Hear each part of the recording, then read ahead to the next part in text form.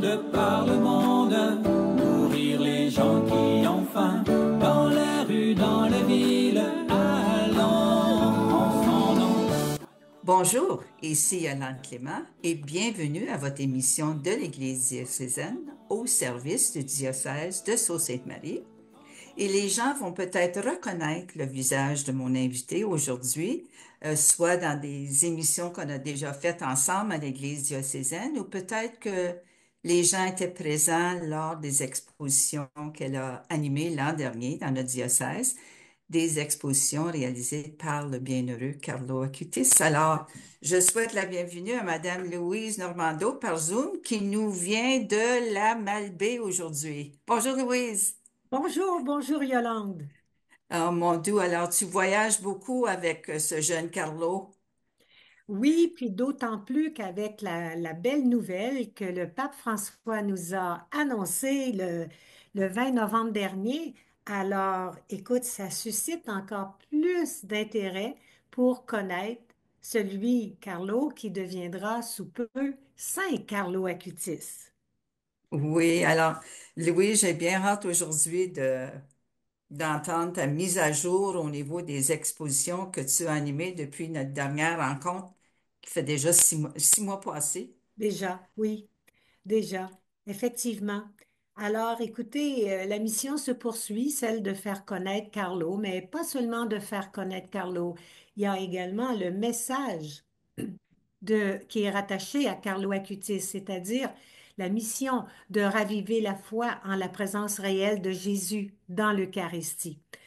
Alors, depuis notre dernière rencontre, Yolande, les demandes se poursuivent un petit peu partout un peu partout ici au Québec, mais également chez vous, en Ontario et également du côté du Nouveau-Brunswick. C'est déjà prévu et dans différentes paroisses parce que on voit hein, de plus en plus sur les réseaux sociaux Carlo Acutis. Et puis, il est vraiment de plus en plus connu et il devient souvent dans les groupes de parcours de catéchèse un saint que les paroisses veulent faire connaître, présenter aux enfants inscrits dans les parcours de catéchèse. Hein. Alors, un saint de la jeunesse, vous comprenez bien que il suscite beaucoup d'engouement, si j'ose dire, mais chez les jeunes. Alors, c'est très heureux. C'est très heureux que dans les paroisses, maintenant, on présente de plus en plus le parcours de Carlo Acutis comme modèle aux jeunes et les enfants en sont ravis, Yolande. Hmm. Ah, et avec raison, parce que c'est quand même un personnage tellement, tellement intéressant et tellement un bon modèle pour nos jeunes. En parlant de jeunes, Louise, parle-nous du Festival des ados qui a eu lieu dernièrement à Oui. Montréal. Oui, tout à fait. Alors, en, en novembre, il y avait d'organiser par le diocèse de Montréal, il y avait le Festival des ados. Celui-ci consistait, si j'ose dire, d'abord, ça se passait à la cathédrale de Saint-Sauveur, qui est la cathédrale maronite melkite de Montréal. Alors, c'était le lieu où, durant toute la journée, voilà que des jeunes d'un peu partout, dans les différentes paroisses du diocèse de Montréal, se regroupaient pour une magnifique journée organisée par, entre autres, la grande coordonnatrice, hein, Madame Isabelle Correa, et puis qui regroupait différents intervenants sur un modèle de journée mondiale de la jeunesse, sauf que c'était diocésain. Alors, plus de 300 jeunes ils s'étaient inscrits, ils ont participé et tout au long de cette journée, ils avaient différentes personnes ressources qui venaient animer auprès d'eux une activité ou un enseignement. Et on m'avait invité à tenir un kiosque de Carlo Acutis. Et puis, on n'a pas mis toute l'exposition étant donné son ampleur, hein, mais avec plusieurs tableaux et voilà que les jeunes pouvaient poser des questions et il y avait aussi des vidéos de la vie de Carlo qui étaient présentées à tous ces jeunes.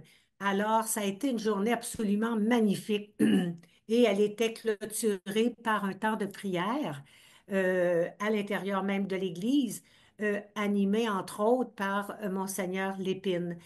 Et ça a été, et l'évêque, évidemment, du lieu là, de l'église maronite melkite. Ça a été une journée absolument exceptionnelle et elle donnait déjà le goût de ce qui va se produire lors de la journée des Journées mondiales de la jeunesse à l'été 2025 à Rome.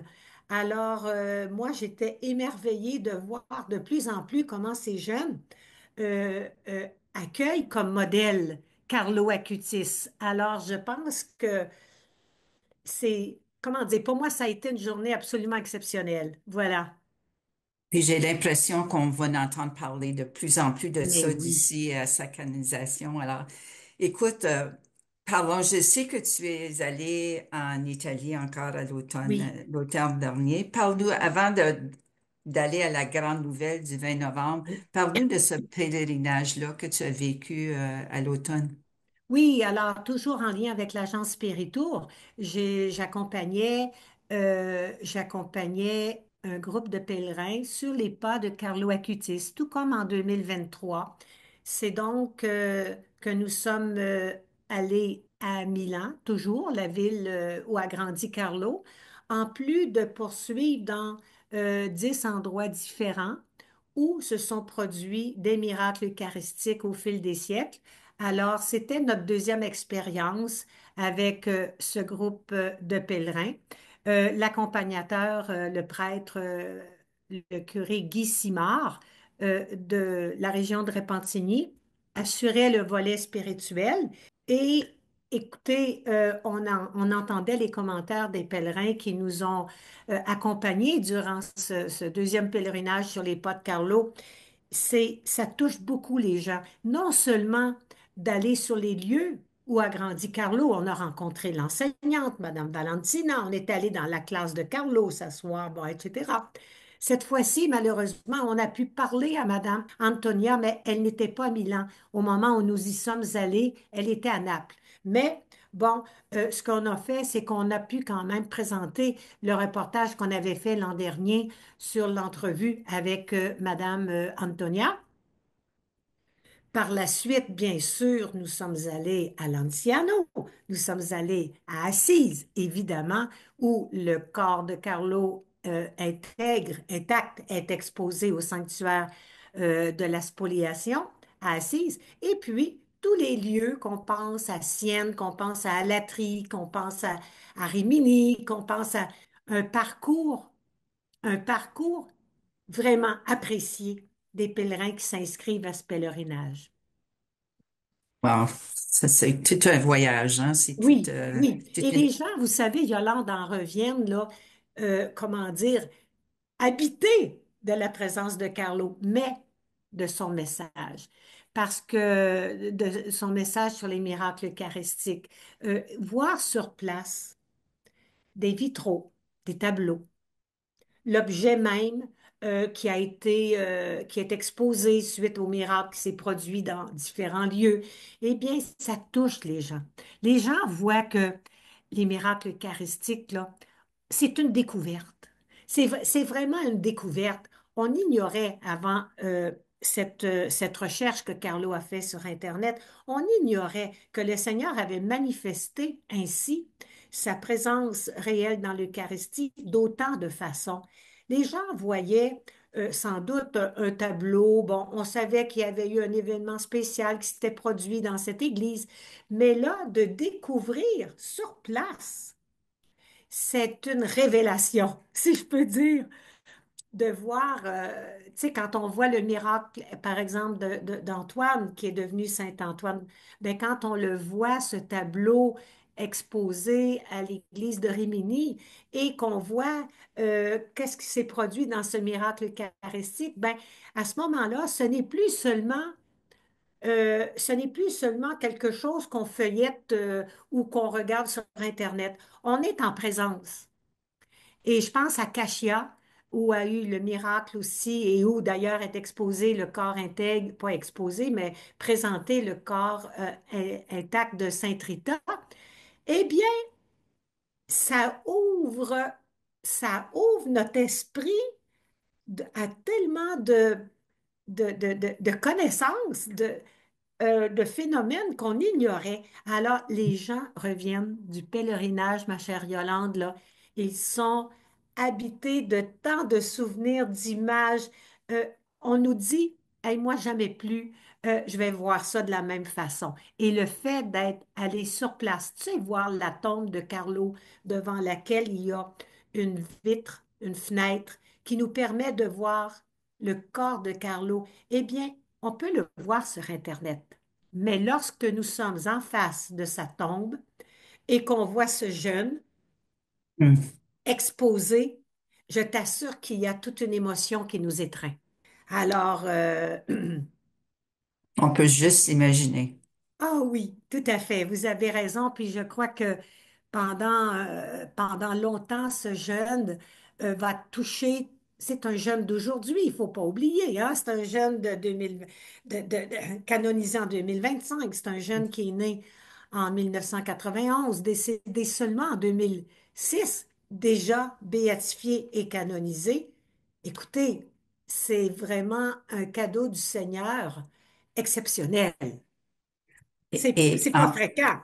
Ah, et maintenant, parlons de cette grande nouvelle qu'on a entendue, on a lu le 20 novembre dernier. Oui, Tout le monde attendait patiemment, mais on a eu des surprises quand même. quelle surprise! Quelle surprise! Surtout pour les agences de pèlerinage.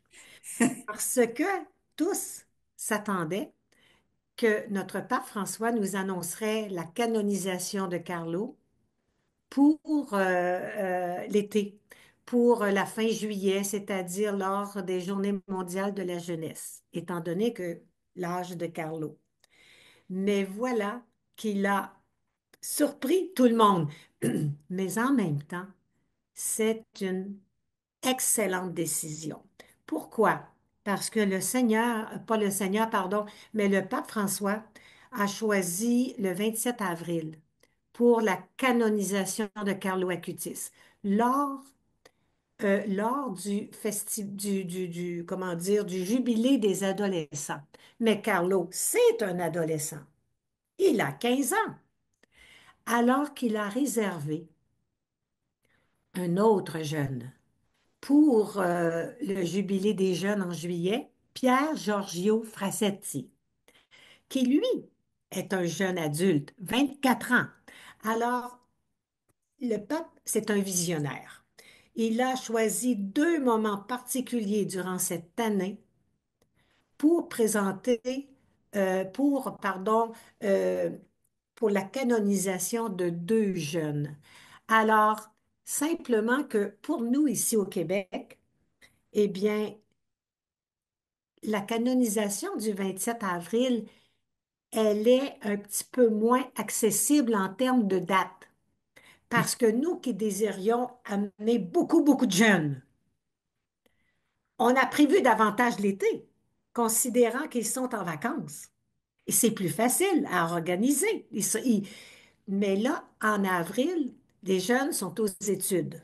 Les jeunes sont à l'école. C'est plus difficile de s'absenter pour se rendre à la canonisation le 27 avril.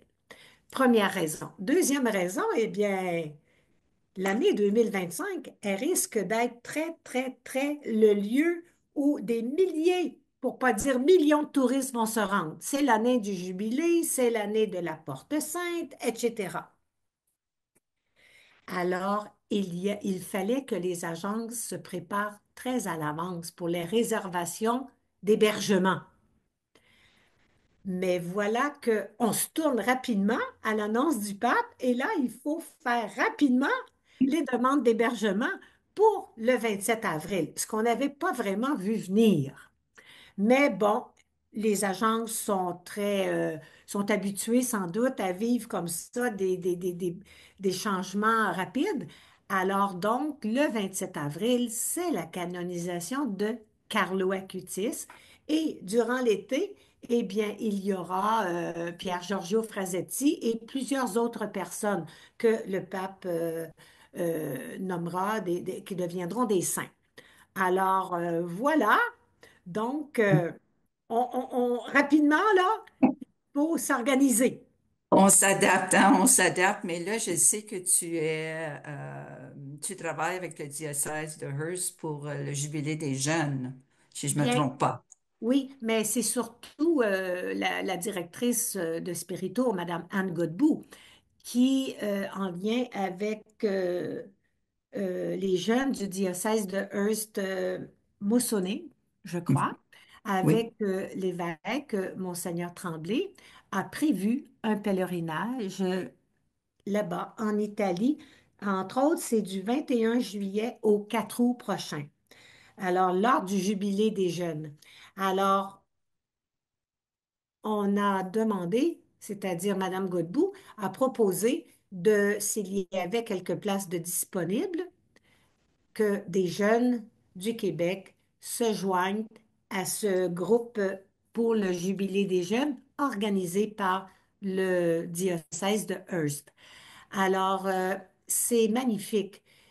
C'est magnifique. De toute façon, durant l'été, dans le parcours, il y a Assise, où les gens, les jeunes inscrits pourront se rendre à Assise. Ça fait partie du parcours là, qui a été proposé au diocèse de Hearst.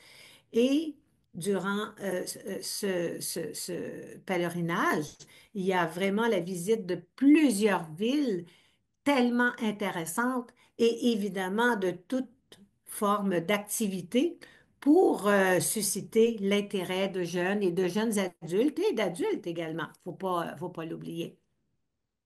Wow. Alors, ce que tu dis, c'est que les jeunes du Québec, Oui, avec les jeunes du diocèse de Hearst-Moussigny, seront oui, dans le même groupe? oui. Bien, enfin, c'est ce qui a été proposé, c'est ce qui a été accepté, de sorte que c'est ensemble que nous serons en Italie à ce moment du jubilé des jeunes, mais il y a aussi, comme je disais tantôt, qui n'est pas centré nécessairement seulement sur Carlo Acutis, mais sur la canonisation, je disais tantôt Pierre Giorgio, mais c'est également pour la découverte de plusieurs villes dans ce Quelle, parcours. ouais, Ah oui, quelle belle expérience, ces jeunes-là. Et oui, sans doute, Louise, à cause de cette annonce qu'on attendait, mais pas nécessairement ces dates-là, tu dois être sollicité davantage pour oui. animer des expositions tenant compte de cette Oh oui. annonce. Ah oui, ah oui, ah oui.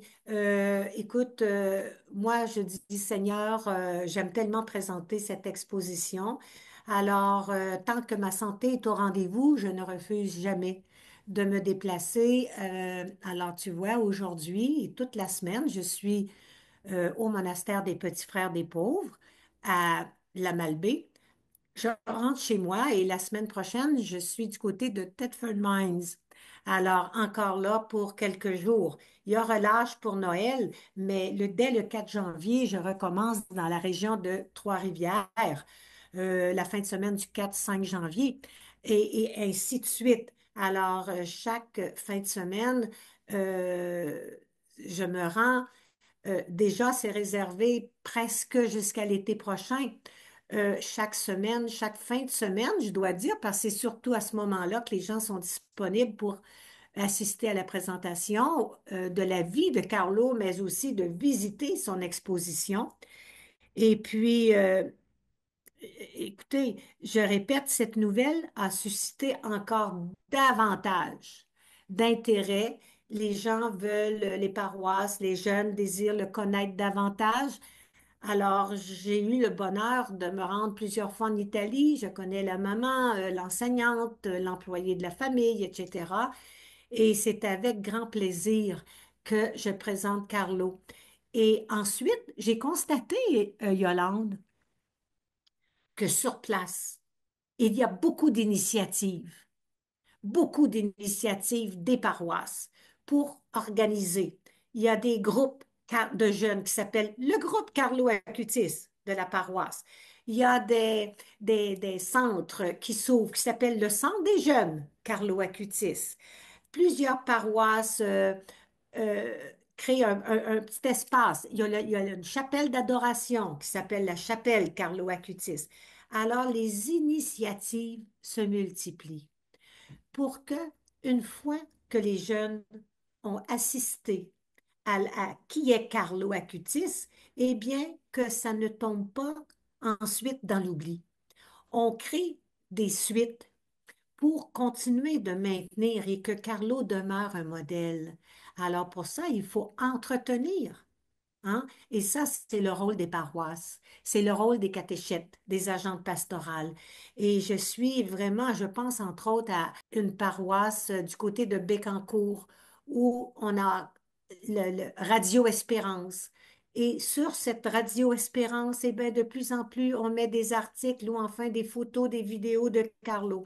Je pense à Trois-Rivières avec le prêtre modérateur, Monsieur Jean-Pierre Gué, qui lui aussi là, a produit un projet à plusieurs étapes, dont l'aboutissement, c'est d'amener ces jeunes de sa paroisse euh, voir Carlo Acutis se rendre à Assise. Alors, il y a comme ça, que ce soit à Chambly, que ce soit du côté de Victoriaville, il y a de plus en plus d'initiatives qui allument, j'oserais dire, chez les prêtres, les prêtres des paroisses, chez les agentes pastorales, des initiatives nouvelles. On, on reçoit Carlo Acutis comme quelqu'un qui vient euh, raviver chez les enfants, chez les jeunes, et on a beaucoup, beaucoup d'initiatives afin de le maintenir, de nourrir cette connaissance de Carlo auprès des jeunes. Et je crois, Yolande, que Carlo Acutis, il fait des petits miracles, au moins des petites merveilles, ici au Québec actuellement, et je crois que c'est pas terminé.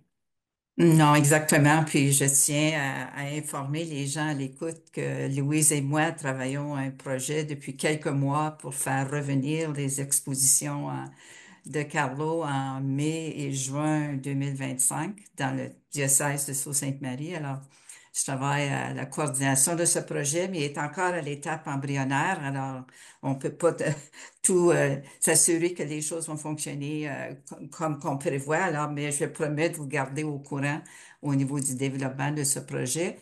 Et entre autres, je sais que tu vas te rendre aussi au Nouveau-Brunswick, Louise. Alors, je suis au Nouveau-Brunswick en mai, juin, parce que c'est un peu en alternance avec vous, avec votre diocèse. Alors, donc, mais ce sera à ce moment-là dans le diocèse d'Edmundston. Et encore une fois, l'équipe là-bas sont préoccupés de présenter Carlo dans plusieurs paroisses, dont la cathédrale d'Edmundston. Parce que, bon, il y a aussi, je répète, un intérêt grandissant pour ce jeune de le faire connaître et de le faire connaître aux paroissiens, aux gens des lieux, entre autres. Alors oui, au Nouveau-Brunswick, mais tu sais, Yolande, je pense à à tous les auditeurs. Si vous voulez connaître le lieu où est déjà prévue l'exposition de Carlo, eh bien, les gens peuvent se rendre et on l'écrira au bas de l'écran. Vous allez sur Google et vous indiquez simplement Facebook Exposition Carlo Acutis. C'est quatre mots. Facebook Exposition Carlo Acutis et les gens peuvent retrouver l'agenda à chaque ajout. C'est fait, la mise à jour se fait au fur et à mesure de tous les lieux où l'exposition est présentée. Et c'est très diversifié, que ce soit à Montréal, que ce soit du côté de Victoriaville, que ce soit ici chez vous dans votre diocèse, non seulement ici à Sault-Sainte-Marie, mais il y a d'autres lieux également. J'entendais hier une demande de Gracefield pour la région de Gracefield, Maniwaki. Je pense également à différents lieux. Alors, les gens peuvent retrouver où aura lieu une exposition. Puis, voilà. C'est merveilleux d'avoir accès à ça, hein? Oui, vous avez d'autant plus sur ce site, sur la page Facebook, pardon, vous retrouvez les photos des derniers pèlerinages, vous retrouvez des photos, je pensais tantôt, je vous mentionnais le Festival des ados à Montréal, eh bien, vous retrouvez les photos de tous ces jeunes rassemblés, vous avez tout ça sur la page Facebook. Et les entrevues avec la maman, les entrevues qui sont faites, tout ça est sur la page Facebook. Alors donc, on peut bien s'informer. Hmm. Oui, c'est intéressant. J'ai écouté plusieurs reportages de sa maman, Carlo. Elle parle très bien le français. Je veux dire, Tout à fait. elle parle l'anglais, elle parle l'italien. Mais en tout cas, Louise, on doit se quitter déjà. Merci d'avoir accepté de venir nous visiter encore une fois.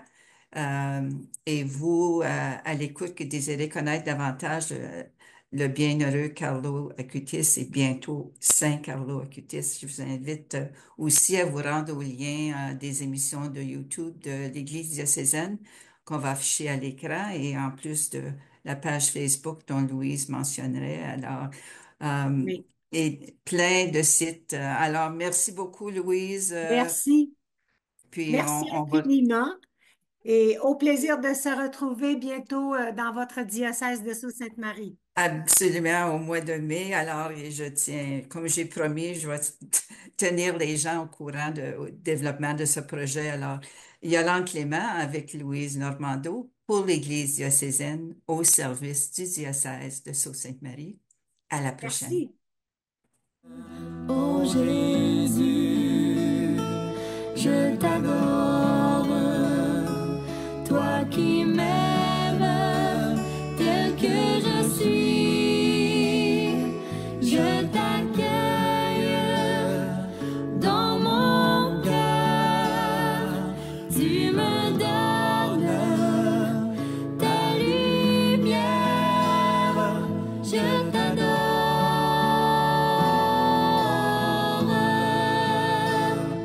Je